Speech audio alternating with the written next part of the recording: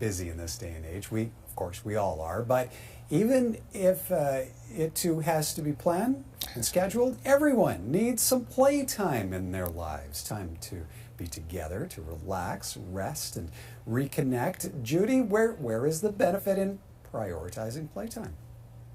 Well, I think kids need to play every day. And not just young kids, teenagers need to play too.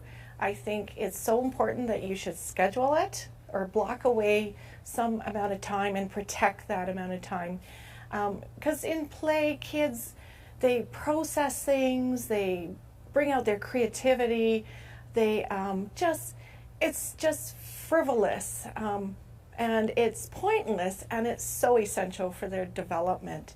Now, parents tend to dismiss play because it is frivolous, but and focus more on building the resume, but children need play for their emotional, their social, their physical health.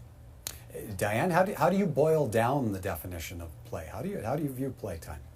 Mm-hmm.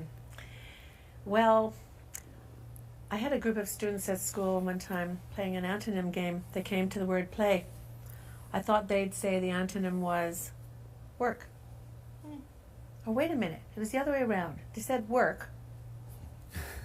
And the antonym, I thought they'd say play, but they didn't. They said rest.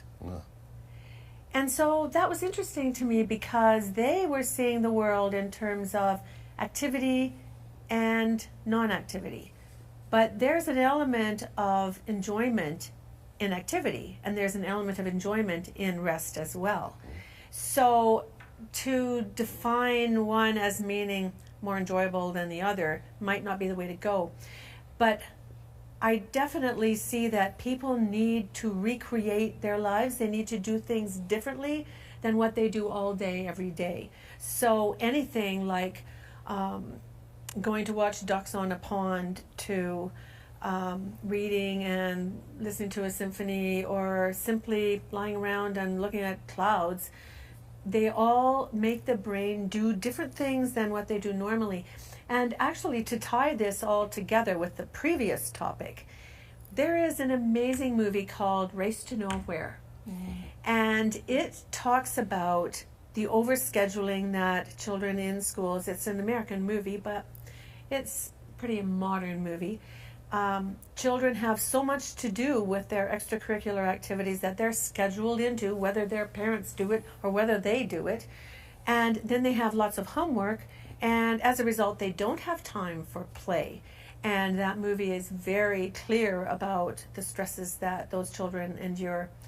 And so I would recommend that one for anybody who's still interested in this topic. Okay, and Gans, if we reconcile ourselves with the need to schedule play, to make it happen, do we risk then over planning? Good point.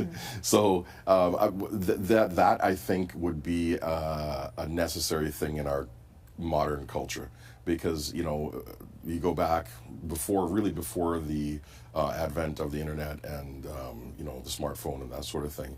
The issue was, what are we going to do? We need to find something. We're going to fight off boredom. How do we keep ourselves active and engaged?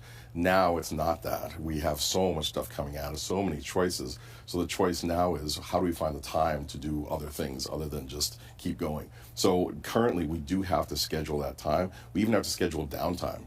So if we have that, and in that downtime we put in, okay, this is time to play, this is time to sleep, this is time to rest, this is time to look at the ducks on the lake, whatever it is, but we do have to put it in, otherwise it just won't happen. My input on that is scheduling the iPad time. Yeah. Narrowing down that window. There you go. Making more time that's right. for play, because they want to be on the iPad. Yeah. Well, it's addictive, as we know.